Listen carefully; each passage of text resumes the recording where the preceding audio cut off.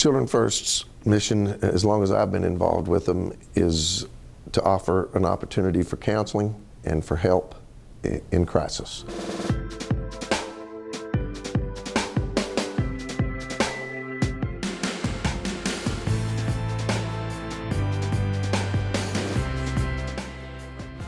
Family crisis and family violence is a constant and ever-present problem, a plague on our society.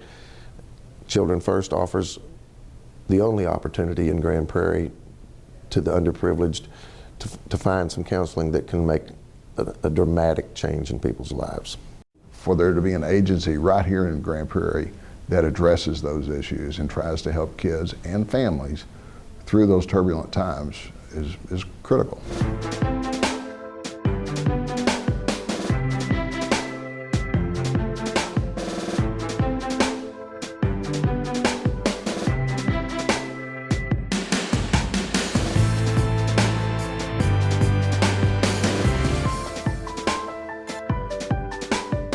I found Children First in the phone book, actually.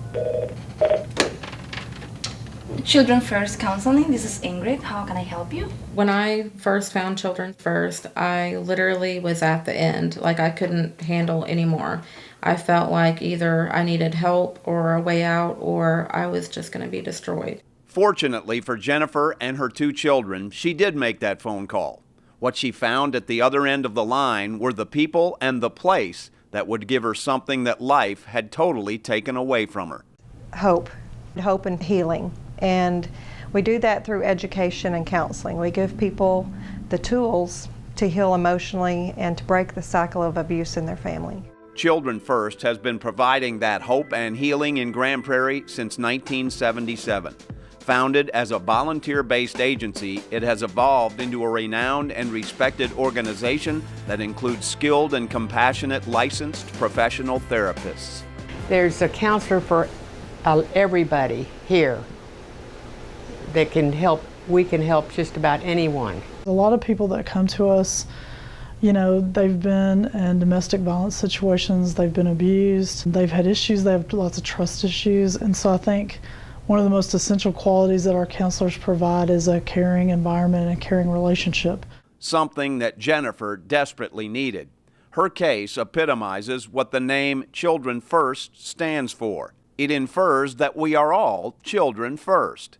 And it was during her early childhood in Oklahoma that she first experienced abuse at the hands of her father. My father, growing up, was a drug dealer and pretty much sold anything he could get his hands on.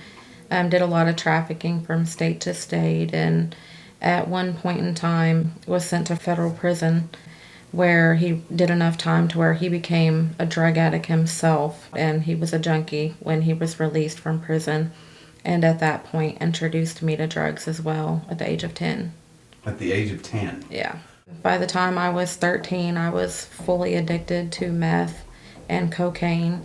I also started dealing drugs to supply my habit as well as his. So at that time, my dad would have me run pounds of marijuana for him. Unfortunately, by the time I was 11, I was in and out of detention centers and locked up a lot. She was now deeply entrenched in what is known as the cycle of violence. I entered into a relationship fresh out of high school and got pregnant right away, right out of high school, with a man who was abusive to me. In essence, she traded one abusive situation for another. Although she had broken all ties with her father by then, she decided to leave Oklahoma to follow the father of her children to Texas. I don't have any family down here or anything, so I moved down here and I got back with my ex, who was abusive. They had 2 children together, but it became clear to her that for their sake and hers, she would have to break that cycle.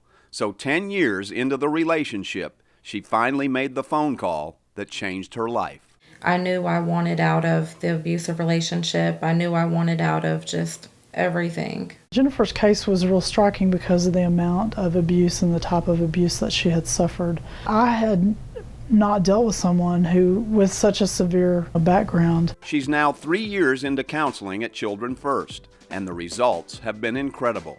She has a good job, has earned an associate's degree in school, and is working toward a bachelor's and eventually wants to get her master's and start her own business. All that while raising her 2 kids. Unfortunately, I don't believe that she truly saw what a loving family was. And even not experiencing that as a child, she is trying to make sure that her children have that within their childhood. And I believe that she's doing an awesome job. I learned more parenting skills and coping skills. It made a difference in how I parent my children. I can say now me and my son are a lot closer than what we were before I came to Children First. She tries her hardest to lead that life and to become a success story on you can break away from addiction. I believe that she really and truly is. She's really a success story. She is willing to do the work and turn her life around, and as a result, her children have a very, very good chance of not continuing the cycle of violence. Jennifer's story is a testament to the work being done every day at a place that now handles as many as 1,200 cases every year. It's a place where hope really is a way of life. Many, many, many of them, in spite of their abuse and neglect histories, given just a spark, will light the fire. The sky's the limit. I mean, all you have to do is just get help. You know, there's resources out there that will help you. There's people out there that'll help you, and places like Children First that can just do miracles.